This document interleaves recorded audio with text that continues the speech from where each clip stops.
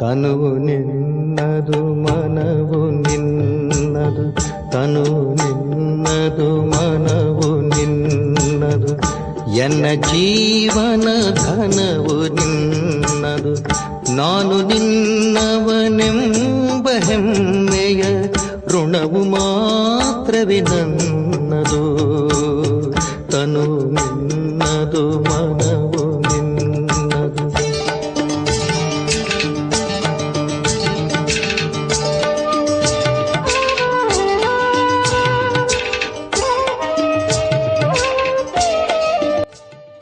ಓಂ ಶಾಂತಿ. ಮುರುಳಿಯ ದಿನಾಂಕ 1/5/2025. ಬಾಪ್ದಾದ ಮಧುಬನ. ಮಧುರ ಮಕ್ಕಳೇ, ನೀವು ರಾವಣನ ಮತದಂತೆ ತಂದೆಯ ನಿಂದನೆ ಮಾಡಿದಿರಿ. ಆದ್ದರಿಂದ ಭಾರತವು ಕವಡೆಯಂತಾಯಿತು. ಈಗ ಅವರನ್ನು ತಿಳಿದು ನೆನಪು ಮಾಡಿರಿ, ಅಂದರೆ ಶಿವತಂದೆಯನ್ನು ಅರಿತು ನೆನಪು ಮಾಡಿರಿ, ಆಗ ಶ್ರೀಮಂತರಾಗಿ ಬಿಡುತ್ತೀರಿ. ಪ್ರಶ್ನೆ: ಏಣಿಯ ಚಿತ್ರದಲ್ಲಿ ಯಾವ ಅದ್ಭುತ ರಹಸ್ಯವು ಸಮಾವೇಶವಾಗಿದೆ? ಉತ್ತರ: ಅರ್ಧಕಲ್ಪ ಭಕ್ತಿಯ ನೃತ್ಯ ಮತ್ತು ಇನ್ನರ್ಧಕಲ್ಪ ಜ್ಞಾನದ ನೃತ್ಯವಾಗಿದೆ. ಯಾವಾಗ ಭಕ್ತಿಯ ನೃತ್ಯವಾಗುವುದೋ ಆಗ ಜ್ಞಾನವಿರುವುದಿಲ್ಲ, ಮತ್ತು ಜ್ಞಾನದ ನೃತ್ಯವಿದ್ದಾಗ ಭಕ್ತಿ ಇರುವುದಿಲ್ಲ. ಅರ್ಧಕಲ್ಪ ರಾವಣನ ಪ್ರಾರಬ್ಧವಾಗಿದೆ, ಇನ್ನರ್ಧಕಲ್ಪ ನೀವು ಮಕ್ಕಳು ಪ್ರಾರಬ್ಧವನ್ನು ಭೋಗಿಸುತ್ತೀರಿ. ಈ ಗುಹೆಯ ರಹಸ್ಯವು ಏಣಿಯ ಚಿತ್ರದಲ್ಲಿ ಸಮಾವೇಶವಾಗಿದೆ. ಗೀತೆ. ಓಂ ನಮಃ ಶಿವಾಯ್. ಶಿವ ಭಗವಾನುವಾಚ್. ತಂದೆಯು ತಿಳಿಸುತ್ತಾರೆ, ಭಕ್ತಿ ಮಾರ್ಗದಲ್ಲಿ ಬಹಳ ಭಕ್ತಿಯ ನೃತ್ಯ ಮಾಡಿದಿರಿ, ಜ್ಞಾನದ ನೃತ್ಯ ಮಾಡಲಿಲ್ಲ. ಭಕ್ತಿಯ ನೃತ್ಯವಿರುವಾಗ ಜ್ಞಾನದ ನೃತ್ಯವಿರುವುದಿಲ್ಲ, ಜ್ಞಾನದ ನೃತ್ಯ ಇರುವಾಗ ಭಕ್ತಿಯ ನೃತ್ಯವಿರುವುದಿಲ್ಲ. ಅಂದರೆ ಜ್ಞಾನ ಇದ್ದಾಗ ಭಕ್ತಿ ಇರೋದಿಲ್ಲ, ಭಕ್ತಿ ಇದ್ದಾಗ ಜ್ಞಾನ ಇರೋದಿಲ್ಲ ಅಂತ ಅರ್ಥ. ಏಕೆಂದರೆ ಭಕ್ತಿಯ ನೃತ್ಯವು ಇಳಿಯುವ ಕಲೆಯಲ್ಲಿ ತರುತ್ತದೆ. ಸತ್ಯ ತ್ರೇತಾಯುಗದಲ್ಲಿ ಭಕ್ತಿ ಇರುವುದಿಲ್ಲ. ಭಕ್ತಿಯು ದ್ವಾಪರಯುಗದಿಂದಲೇ ಪ್ರಾರಂಭವಾಗುತ್ತದೆ. ಭಕ್ತಿಯು ಆರಂಭವಾದಾಗ ಜ್ಞಾನದ ಪ್ರಾರಬ್ಧವು ಪೂರ್ಣವಾಗಿ ಬಿಡುತ್ತದೆ ಮತ್ತು ಇಳಿಯುವ ಕಲೆಯಾಗುತ್ತದೆ. ಹೇಗೆ ಇಳಿಯುತ್ತೀರಿ ಎಂಬುದನ್ನು ತಂದೆಯು ತಿಳಿಸುತ್ತಾರೆ. ನಾನು ಕಲ್ಪಕಲ್ಪವೂ ಬಂದು ಮಕ್ಕಳಿಗೆ ತಿಳಿಸುತ್ತೇನೆ. ನೀವು ಮಕ್ಕಳು ನನಗೆ ಬಹಳ ನಿಂದನೆ ಮಾಡಿದಿರಿ. ಯಾವಾಗ ಭಾರತದಲ್ಲಿ ಈ ಆದಿಸನಾತನ ದೇವಿ ದೇವತಾ ಧರ್ಮಕ್ಕೆ ಬಹಳ ನಿಂದನೆಯಾಗುವುದೋ ಆಗ ನಾನು ಬರುತ್ತೇನೆ. ಗ್ಲಾನಿ ಎಂದು ಯಾವುದಕ್ಕೆ ಹೇಳಲಾಗುತ್ತದೆ ಎಂಬುದನ್ನು ತಿಳಿಸುತ್ತಾರೆ. ತಂದೆಯು ಹೇಳುತ್ತಾರೆ, ನಾನು ಕಲ್ಪಕಲ್ಪವು ಬಂದು ವಿಕಾರಿ ನರಕವಾಸಿ ಭಾರತವನ್ನು ಸ್ವರ್ಗವಾಸಿಯನ್ನಾಗಿ ಮಾಡುತ್ತೇನೆ. ನೀವು ನನ್ನ ನಿಂದನೆ ಮಾಡಿದಿರಿ. ಆಸುರಿ ಮತದಂತೆ ಮಾಡುವ ಕಾರಣ ಇಷ್ಟು ಕಂಗಾಲಾಗಿ ಬಿಟ್ಟಿದ್ದೀರಿ. ರಾಮರಾಜ್ಯ ಇತ್ತು, ಈಗ ರಾವಣ ರಾಜ್ಯವಾಗಿದೆ. ಇದಕ್ಕೆ ಸೋಲು ಮತ್ತು ಗೆಲುವು ಹಗಲು ಮತ್ತು ರಾತ್ರಿ ಎಂದು ಹೇಳಲಾಗುತ್ತದೆ. ಈಗ ವಿಚಾರ ಮಾಡಿ, ನಾನು ಯಾವಾಗ ಬರಲಿ? ಯಾರಿಗೆ ರಾಜ್ಯವನ್ನು ಕೊಟ್ಟಿದ್ದೇನೋ ಅವರೇ ರಾಜ್ಯವನ್ನು ಕಳೆದುಕೊಂಡು ಕುಳಿತಿದ್ದಾರೆ. ಲೆಕ್ಕಾಚಾರವೆಲ್ಲವನ್ನೂ ಮೊದಲೇ ತಿಳಿಸುತ್ತೇನೆ. ನಾನು ಬಂದು ಆಸ್ತಿಯನ್ನು ಕೊಡುತ್ತೇನೆ. ಮತ್ತೆ ರಾವಣನು ಬಂದು ನಿಮ್ಮನ್ನು, ವಿಶೇಷವಾಗಿ ಭಾರತವನ್ನು ಹಾಗೂ ಇಡೀ ಪ್ರಪಂಚವನ್ನು ಶಾಪಗ್ರಸ್ತರನ್ನಾಗಿ ಮಾಡುತ್ತಾನೆ. ಭಾರತದ ಮಹಿಮೆಯ ಬಗ್ಗೆ ಯಾರಿಗೂ ಗೊತ್ತಿಲ್ಲ. ಮೊಟ್ಟ ಮೊದಲಿಗೆ ಭಾರತವೇ ಇತ್ತು. ಯಾವಾಗ ಇತ್ತು, ಹೇಗೆ ಇತ್ತು, ಯಾರು ರಾಜ್ಯಭಾರ ಮಾಡುತ್ತಿದ್ದರು ಎಂಬುದು ಯಾರಿಗೂ ಗೊತ್ತಿಲ್ಲ. ಏನನ್ನೂ ತಿಳಿದುಕೊಳ್ಳುವುದಿಲ್ಲ. ಯಾರು ದೇವತೆಗಳಾಗಿದ್ದಾರೋ ಅವರ ಮುಖವು ಮನುಷ್ಯನದು, ಗುಣಗಳು ದೈವಿ ಗುಣಗಳಿತ್ತು. ಈಗ ಬಲೆ ಮುಖವು ಮನುಷ್ಯನದಾಗಿದೆ, ಗುಣಗಳು ಆಸುರಿಯದಾಗಿದೆ. ಆದ್ದರಿಂದ ಯಾರಿಗೆ ತಿಳಿಸಿದರೂ ಅವರು ತಿಳಿದುಕೊಳ್ಳುವುದಿಲ್ಲ.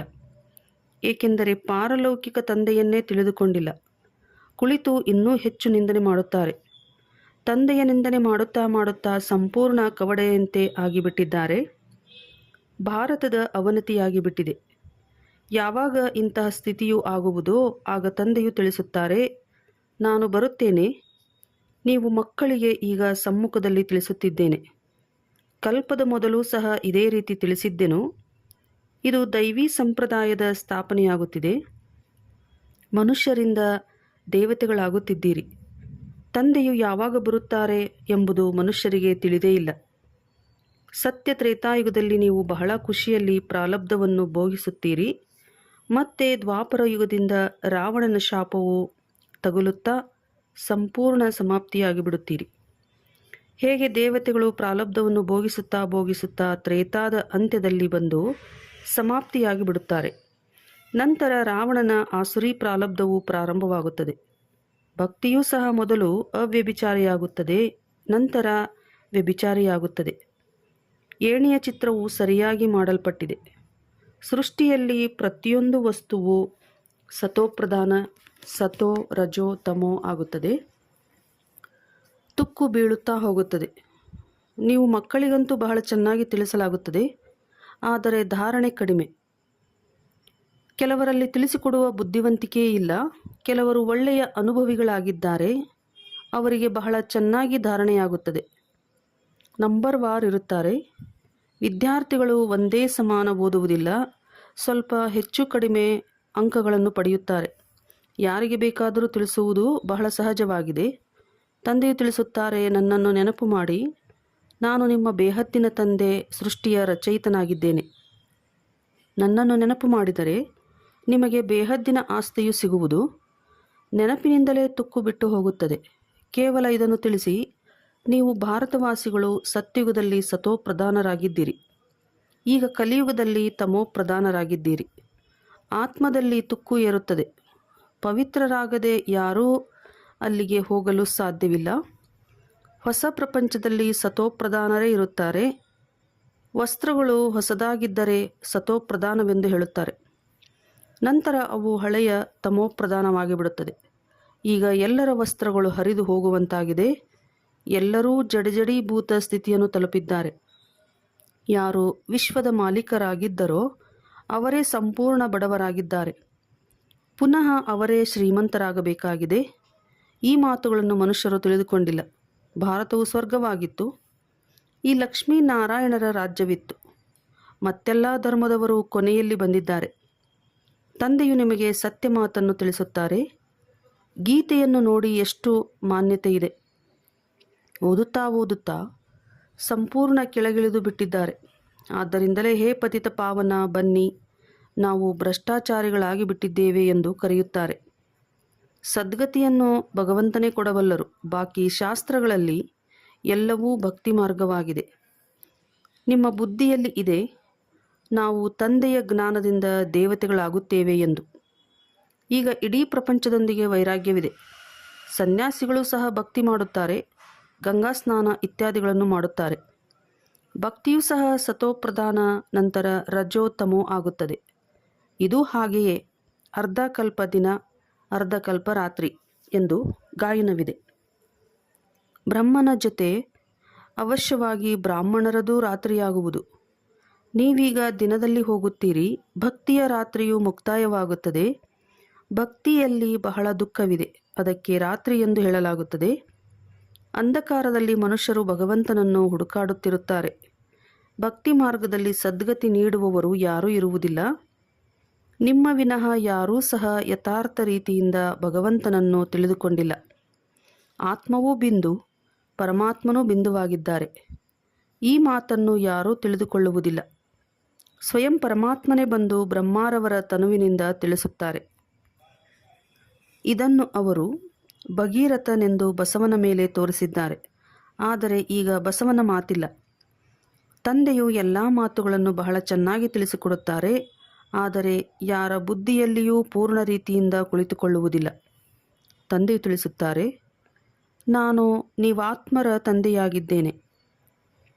ನೀವು ನನ್ನನ್ನು ನೆನಪು ಮಾಡಿ ಮತ್ತು ಆಸ್ತಿಯನ್ನು ನೆನಪು ಮಾಡಿರಿ, ಆಗ ನಿಮ್ಮ ವಿಕರ್ಮಗಳು ವಿನಾಶವಾಗುತ್ತವೆ. ಆದರೂ ಸಹ ಮರೆತು ಹೋಗುತ್ತಾರೆ. ಇಂತಹ ಪ್ರಿಯತಮ ಅಥವಾ ತಂದೆಯನ್ನು ಮರೆಯುವಿರಾ? ಸ್ತ್ರೀ ಪತಿಯನ್ನು ಅಥವಾ ಮಕ್ಕಳು ತಂದೆಯನ್ನು ಎಂದಾದರೂ ಮರೆಯುತ್ತಾರೆಯೇ? ಇಲ್ಲಿ ನೀವು ಮರೆತು ಹೋಗುತ್ತೀರಿ. ಬಾಬಾ, ತಾವು ನಮ್ಮನ್ನು ಸ್ವರ್ಗದ ಮಾಲೀಕರನ್ನಾಗಿ ಮಾಡುತ್ತಿದ್ದೀರಿ ಎಂದು ಹೇಳುತ್ತೀರಿ, ಮತ್ತೆ ಮರೆತು ಹೋಗುತ್ತೀರಿ. ಆದ್ದರಿಂದ ತಂದೆಯು ತಿಳಿಸುತ್ತಾರೆ, ನೆನಪು ಮಾಡದಿದ್ದರೆ ಒಳಗಿರುವ ತುಕ್ಕು ಹೇಗೆ ಬಿಡುವುದು? ಮುಖ್ಯ ಮಾತು ನೆನಪಿನದಾಗಿದೆ. ಅನ್ಯ ಧರ್ಮದೊಂದಿಗೆ ಯಾವುದೇ ಸಂಬಂಧವಿಲ್ಲ. ಶಾಲೆಯಲ್ಲಿ ಇತಿಹಾಸ ಭೂಗೋಳವನ್ನು ತಿಳಿಸುತ್ತೀರಿ, ಯಾರು ಸಂಪೂರ್ಣ ತಿಳಿದುಕೊಂಡಿಲ್ಲ. ತಂದೆಯು ಓದಿಸುತ್ತಾರೆ ಎಂಬುದೇ ಬುದ್ಧಿಯಲ್ಲಿ ಕುಳಿತುಕೊಳ್ಳುವುದಿಲ್ಲ. ಹೋಗಲಿ, ತಂದೆ ಮತ್ತು ಆಸ್ತಿಯನ್ನು ನೆನಪು ಮಾಡಿ ಎಂದರೆ ಇದನ್ನೂ ಮರೆತು ಹೋಗುತ್ತೀರಿ. ಯಾರಿಗಾಗಿ ಅರ್ಧಕಲ್ಪದಿಂದ ಭಕ್ತಿ ಮಾಡುತ್ತಾ ಬಂದಿರಿ ಆ ತಂದೆಯನ್ನೇ ನೆನಪು ಮಾಡುವುದಿಲ್ಲ. ಮಕ್ಕಳ ಬುದ್ಧಿಯಲ್ಲಿದೆ, ನಾವೀಗ ಒಂದು ಶರೀರವನ್ನು ಬಿಟ್ಟು ರಾಜಧಾನಿಯಲ್ಲಿ ಹೋಗುತ್ತೇವೆ. ಇದು ಅಂತಿಮ ಜನ್ಮವಾಗಿದೆ. ಸೂಕ್ಷ್ಮವತನದಲ್ಲಿ ಅವರ ಅದೇ ರೂಪವನ್ನು ನೋಡುತ್ತೀರಿ, ವೈಕುಂಠವನ್ನು ನೋಡುತ್ತೀರಿ. ನಿಮಗೆ ಗೊತ್ತಿದೆ, ಮಮ್ಮ ಬಾಬಾರವರು ಲಕ್ಷ್ಮೀನಾರಾಯಣರಾಗುತ್ತಾರೆ. ನೀವು ಸತ್ಯಯುಗದಲ್ಲಿದ್ದಾಗ ತಿಳಿದುಕೊಳ್ಳುತ್ತೀರಿ, ಈ ಒಂದು ಶರೀರವನ್ನು ಬಿಟ್ಟು ಇನ್ನೊಂದನ್ನು ತೆಗೆದುಕೊಳ್ಳಬೇಕಾಗಿದೆ ಎಂದು. ಆದರೆ ಸತ್ಯಯುಗದ ನಂತರ ತ್ರೇತಾಯುಗ, ದ್ವಾಪರಯುಗವು ಬರುವುದು. ನಾವು ಕೆಳಗಿಳಿಯುತ್ತಾ ಹೋಗುತ್ತೇವೆ ಎಂಬುದು ಅವರಿಗೆ ತಿಳಿದಿರುವುದಿಲ್ಲ. ಜ್ಞಾನದ ಮಾತೇ ಇಲ್ಲ. ಪುನರ್ಜನ್ಮವನ್ನು ತೆಗೆದುಕೊಳ್ಳುತ್ತಾ ಇರುತ್ತಾರೆ. ಅಲ್ಲಿ ಆತ್ಮಾಭಿಮಾನಿಯಾಗಿರುತ್ತಾರೆ. ನಂತರ ಆತ್ಮಾಭಿಮಾನಿಯಿಂದ ದೇಹಾಭಿಮಾನಿಗಳಾಗಿ ಬಿಡುತ್ತಾರೆ. ಈ ಜ್ಞಾನವು ಕೇವಲ ಬ್ರಾಹ್ಮಣರಿಗೆ ಇದೆ, ಮತ್ಯಾರಿಗೂ ಇಲ್ಲ. ಇವರು ಜ್ಞಾನೇಶ್ವರ, ಜ್ಞಾನಸಾಗರ ತಂದೆಯಾಗಿದ್ದಾರೆ. ಅವರೇ ತಿಳಿಸುತ್ತಾರೆ. ಅವಶ್ಯವಾಗಿ ಬ್ರಾಹ್ಮಣ ಮಕ್ಕಳಾದ ಬ್ರಾಹ್ಮಣರಿಗೇ ತಿಳಿಸುತ್ತಾರಲ್ಲವೇ? ಬ್ರಾಹ್ಮಣ ಮಕ್ಕಳು ಬ್ರಾಹ್ಮಣ ಸಂಪ್ರದಾಯದವರಾಗಿದ್ದೀರಿ. ಹಗಲು ರಾತ್ರಿಯ ವ್ಯತ್ಯಾಸವಿದೆ. ನೀವು ಪುರುಷಾರ್ಥ ಮಾಡಿ ಸಂಪೂರ್ಣ ಗುಣವಂತರಾಗುತ್ತೀರಿ. ಸಂಪೂರ್ಣ ನಿರ್ವಿಕಾರಿ ಗೃಹಸ್ಥ ವ್ಯವಹಾರದಲ್ಲಿದ್ದರೂ ಸಹ ನೀವು ತಂದೆಯನ್ನು ನೆನಪು ಮಾಡುತ್ತೀರಿ. ಕರ್ಮವನ್ನಂತೂ ಮಾಡಲೇಬೇಕಾಗಿದೆ. ಬುದ್ಧಿಯೋಗವು ತಂದೆಯ ಜೊತೆ ಇರಲಿ. ಬಲೆ ಯಾವುದೇ ಕರ್ಮ ಮಾಡಿ, ಚಿಕ್ಕದನ್ನೇ ಮಾಡಿ, ಆದರೆ ರಾಜಧಾನಿಯ ಕೆಲಸವನ್ನಾದರೂ ಮಾಡಿ. ರಾಜ ಜನಕನ ಗಾಯನವಿದೆಯಲ್ಲವೇ? ರಾಜ್ಯಭಾರವನ್ನು ಮಾಡುತ್ತಾ ಇರಿ, ಆದರೆ ಬುದ್ಧಿಯೋಗವು ತಂದೆಯ ಜೊತೆ ಜೋಡಿಸಿ, ಆಗ ಆಸ್ತಿಯು ಸಿಗುವುದು.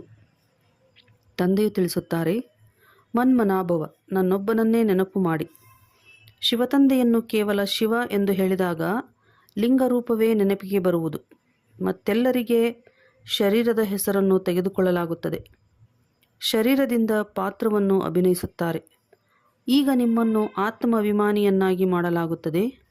ಯಾವುದು ಅರ್ಧಕಲ್ಪ ನಡೆಯುತ್ತದೆಯೋ ಅದನ್ನು ಆತ್ಮಾಭಿಮಾನಿಯನ್ನಾಗಿ ಮಾಡಲಾಗುತ್ತದೆ. ಈ ಸಮಯದಲ್ಲಿ ಎಲ್ಲರೂ ದೇಹಾಭಿಮಾನದಲ್ಲಿದ್ದಾರೆ. ಅಲ್ಲಿ ಆತ್ಮಾಭಿಮಾನಿಯಾಗಿರುತ್ತಾರೆ. ಯಥಾ ರಾಜ ರಾಣಿ ತಥಾ ಪ್ರಜಾ. ಎಲ್ಲರಿಗೆ ದೀರ್ಘಾಯಸ್ಸು ಇರುತ್ತದೆ.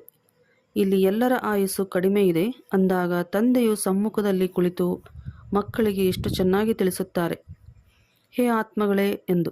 ಏಕೆಂದರೆ ಆತ್ಮವೇ ಜ್ಞಾನವನ್ನು ತೆಗೆದುಕೊಳ್ಳುತ್ತದೆ, ಆತ್ಮದಲ್ಲಿಯೇ ಧಾರಣೆಯಾಗುತ್ತದೆ. ತಂದೆಗೆ ಶರೀರವಂತೂ ಇಲ್ಲ, ಆತ್ಮದಲ್ಲಿ ಸಂಪೂರ್ಣ ಜ್ಞಾನವಿದೆ. ಆತ್ಮವೂ ನಕ್ಷತ್ರ, ತಂದೆಯೂ ನಕ್ಷತ್ರವಾಗಿದ್ದಾರೆ. ಆದರೆ ಅವರು ಪುನರ್ಜನ್ಮವನ್ನು ತೆಗೆದುಕೊಳ್ಳುವುದಿಲ್ಲ, ಆತ್ಮಗಳೇ ತೆಗೆದುಕೊಳ್ಳುತ್ತಾರೆ. ಆದ್ದರಿಂದ ತಂದೆಯು ಕೆಲಸ ಕೊಟ್ಟಿದ್ದರು, ಪರಮಾತ್ಮನ ಮಹಿಮೆ ಮತ್ತು ಮಕ್ಕಳ ಮಹಿಮೆಯನ್ನು ಬರೆದುಕೊಂಡು ಬನ್ನಿ ಎಂದು. ಇಬ್ಬರದೂ ಬೇರೆ ಬೇರೆಯಾಗಿದೆ. ಶ್ರೀಕೃಷ್ಣನ ಮಹಿಮೆಯೇ ಬೇರೆಯಾಗಿದೆ. ಅವರು ಸಾಕಾರ, ಇವರು ನಿರಾಕಾರರಾಗಿದ್ದಾರೆ. ಅಂದರೆ ಕೃಷ್ಣ ಸಾಕಾರ, ಶಿವತಂದೆ ನಿರಾಕಾರ ಆಗಿದ್ದಾರೆ. ಇಷ್ಟೊಂದು ಗುಣವಂತರನ್ನಾಗಿ ಯಾರು ಮಾಡಿದರು? ಅವಶ್ಯವಾಗಿ ಪರಮಾತ್ಮನೇ ಮಾಡಿದರು ಎಂದು ಹೇಳುತ್ತಾರೆ. ಈ ಸಮಯದಲ್ಲಿ ನೀವು ಈಶ್ವರೀಯ ಸಂಪ್ರದಾಯದವರಾಗಿದ್ದೀರಿ. ನಿಮಗೆ ತಂದೆಯು ಕಲಿಸುತ್ತಿದ್ದಾರೆ. ನಂತರ ಪ್ರಾರಬ್ಧವನ್ನು ಭೋಗಿಸುತ್ತೀರಿ. ಸತ್ಯಯುಗದಲ್ಲಿ ಯಾರೂ ಕಲಿಸಿಕೊಡುವುದಿಲ್ಲ. ಭಕ್ತಿ ಮಾರ್ಗದ ಸಾಮಗ್ರಿಯೇ ಸಮಾಪ್ತಿಯಾಗುತ್ತದೆ. ಈ ಪ್ರಪಂಚದೊಂದಿಗೆ ವೈರಾಗ್ಯವೂ ಇರಬೇಕು. ಅರ್ಥಾತ್ ದೇಹ ಸಹಿತ ದೇಹದ ಎಲ್ಲ ಸಂಬಂಧಗಳನ್ನು ಬಿಟ್ಟು ತಮ್ಮನ್ನು ಅಶರೀರಿ ಆತ್ಮ ಎಂದು ತಿಳಿಯಬೇಕಾಗಿದೆ. ಅಶರೀರಿಯಾಗಿ ಬಂದಿದ್ದೀರಿ, ಅಶರೀರಿಯಾಗಿ ಹೋಗಬೇಕಾಗಿದೆ. ಈ ಹಳೆಯ ಪ್ರಪಂಚವು ಸಮಾಪ್ತಿಯಾಗುವುದಿದೆ. ನಾವೆಲ್ಲರೂ ಹೊಸ ಪ್ರಪಂಚಕ್ಕೆ ಹೋಗಲಿದ್ದೇವೆ. ಕೇವಲ ಈ ನೆನಪಿನಲ್ಲಿಯೇ ಪರಿಶ್ರಮ ಪಡುತ್ತಾ ಇರಿ. ಆದರೆ ಇದರಲ್ಲಿಯೇ ಮಕ್ಕಳು ಫೇಲ್ ಆಗಿಬಿಡುತ್ತಾರೆ. ನೆನಪು ಮಾಡುವುದೇ ಇಲ್ಲ. ತಿಳಿದುಕೊಳ್ಳಲು ಯಾರೆಲ್ಲ ಬರುವರೋ ಅವರಿಗೂ ಸಹ ಇದನ್ನೇ ತಿಳಿಸಬೇಕಾಗಿದೆ. ಶಿವತಂದೆಯು ಬ್ರಹ್ಮಾರವರ ಮೂಲಕ ತಿಳಿಸುತ್ತಾರೆ ಎಂದು. ನನ್ನನ್ನು ನೆನಪು ಮಾಡಿದರೆ ನೆನಪಿನಿಂದ ನಿಮ್ಮ ತುಕ್ಕು ಬಿಟ್ಟು ಹೋಗುವುದು. ನೀವು ವಿಷ್ಣುಪುರಿಯ ಮಾಲೀಕರಾಗುತ್ತೀರಿ. ವಿಷ್ಣುಪುರಿಯೇ ಸ್ವರ್ಗಪುರಿಯಾಗಿದೆ ಅಂದಾಗ ಎಷ್ಟು ಸಾಧ್ಯವೋ ತಂದೆಯನ್ನು ನೆನಪು ಮಾಡಿ. ಯಾವ ತಂದೆಯನ್ನು ಅರ್ಧಕಲ್ಪ ನೆನಪು ಮಾಡಿದಿರಿ, ಈಗ ಅವರು ಸಮ್ಮುಖದಲ್ಲಿ ಬಂದಿದ್ದಾರೆ. ನನ್ನನ್ನು ನೆನಪು ಮಾಡಿ ಎಂದು ತಿಳಿಸುತ್ತಾರೆ. ಆದರೆ ಯಾರೂ ತಿಳಿದುಕೊಂಡಿಲ್ಲ. ಸ್ವಯಂ ತಾವೇ ಬಂದು ತಮ್ಮ ಪರಿಚಯವನ್ನು ಕೊಡುತ್ತಾರೆ. ಯಾರಾಗಿದ್ದೇನೆ, ಹೇಗಿದ್ದೇನೆ, ಹಾಗೆಯೇ ನನ್ನನ್ನು ತಿಳಿದುಕೊಳ್ಳುವವರು ಮತ್ತು ನಿಶ್ಚಯ ಮಾಡಿಕೊಳ್ಳುವವರು ಬಹಳ ವಿರಳ. ನಿಶ್ಚಯ ಮಾಡಿಕೊಂಡರೆ ಪುರುಷಾರ್ಥ ಮಾಡಿ ಆಸ್ತಿಯನ್ನು ಪಡೆದುಕೊಳ್ಳುವರು. ಶಿವತಂದೆಯು ತಿಳಿಸುತ್ತಾರೆ, ನನ್ನನ್ನು ನೆನಪು ಮಾಡುವುದರಿಂದಲೇ ನಿಮ್ಮ ವಿಕರ್ಮಗಳು ವಿನಾಶವಾಗುತ್ತವೆ ಮತ್ತು ನೀವು ಪವಿತ್ರರಾಗಿ ಪವಿತ್ರ ಪ್ರಪಂಚದ ಮಾಲೀಕರಾಗುತ್ತೀರಿ. ಯಾವುದೇ ವಿಕರ್ಮ ಮಾಡಬಾರದು. ಒಳ್ಳೆಯದು.